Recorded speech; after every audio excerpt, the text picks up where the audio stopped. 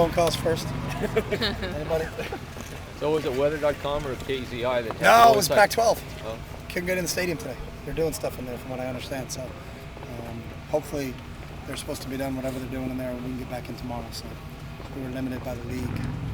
Your thoughts on Neuheisel being fired? Yeah, it's sad. Well, I think all of our coaches in the Pac-12 know each other. We have to spend a lot of time on media days, and then, in our league we have to take a media tour, so we spend a lot of time with the guys. And it's an unfortunate time. Dennis got fired. I think the world of him. I think Rick's a great person. He really that personality you see that's on TV is the same personality you see when we're together. And it's just an unfortunate part of the business. But I feel for him. I feel for Mike Stoops. I feel for Dennis Hartz. Yes, Mike Wolf got fired today too. He did? It's crazy. Crazy. Any reaction to the all-conference selections? Your guys? It is what it is. I mean, I think every coach would argue that more players should be on it. But I think we had one kid make first team. We've led this conference in total offense for 5 years, scoring offense for 5 years, and rushing offense for 5 years. So it's got to be the system, I guess. About like Dion getting first team. I was really, some of those things, and I will come. And I think Dion Jordan, Eddie Pleasant, and Josh Kidder, I was really happy for those guys and that they got recognized because of how they played this year. Really, where they've all come from. Eddie's transition from linebacker to safety. I think Josh is getting the real true accolades that he deserves.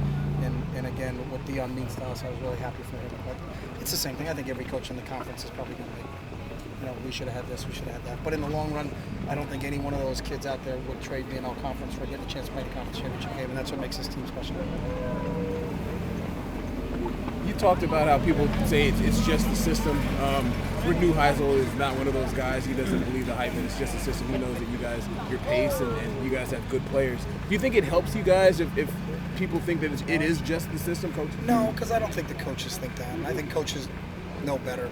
It's the same thing. It's we understand when we're defending another offense, it's not this, it's that. It's about, and I've always said it since day one, college football is about players. And when you have good players, then you get a chance to play well. Look at, I think USC's got really good players and they're having a successful season. I think Stanford's got really good players and having a successful season. I think we got really good players and having a successful season. Whether someone gets recognized for being all conference or all that other stuff, in the end of the day, it's not. I think these kids are all about the team, and that's what this sport's all about. I think sometimes the individual accolades kind of contradict that mindset, but I know none of our players are disgruntled over it. I don't think so.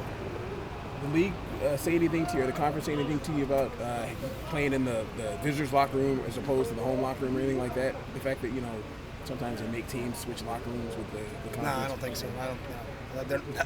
I don't think anybody's taking our locker room. That would be news to me. So I think, I think we're all in the same spot. So.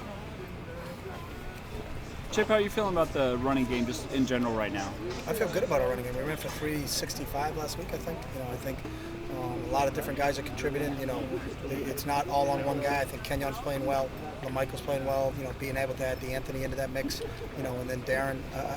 I'm real happy with rushing attack is really good. With the success you guys have had in the running game, does it make it harder to kind of grade it out, kind of evaluate it? So, I don't understand the question. I mean, with as much success as you've had in the running game, is it harder to kind of give it an A, B, C sort of We thing? don't give it grades like that, so we don't get involved in that. We look at each individual play, and we grade the tape on an individual basis. Did this kid do his assignment? Did he execute what he was supposed to do in that? And that's how it is. But we don't get into our running games an A or our passing games this. That's different for us. Chip, no Oregon team has ever won the conference 3 years in a row, nor gone to the Rose Bowl 2 out of 3 years. I mean, just to have that ability to have that happen, I mean, it's got to be a tribute. We don't talk about that. I think the 09 team and the 10 team are different than the 11 team, and I think each team stands on its own. The fact that you can string some together says something for the guys in the program. There's no speeches about, hey, let's win it for a third time. It's about these guys and this week in our preparation and the game on Friday night. And if we're fortunate enough to win it, then we'll celebrate as being the champions. But it's not about stringing together how many of them, because it doesn't mean anything in the long run. Have you ever sat back and kind of thought about the success that you've had since you've come here? Just, man, I've done pretty well. You answer that question. I think you've done well, honestly. I appreciate that, but I don't really, I think we're a forward-thinking operation, and it's just always been my mindset. When you do take time to say, hey, we did this, we did that, you're going to get passed on by. You know, when I retire or whenever that is, then I think maybe you can sit back. But I've never, hey, look at what we did there. It's for us, it's always about the next challenge. It's about the next game. It's about the next opportunity.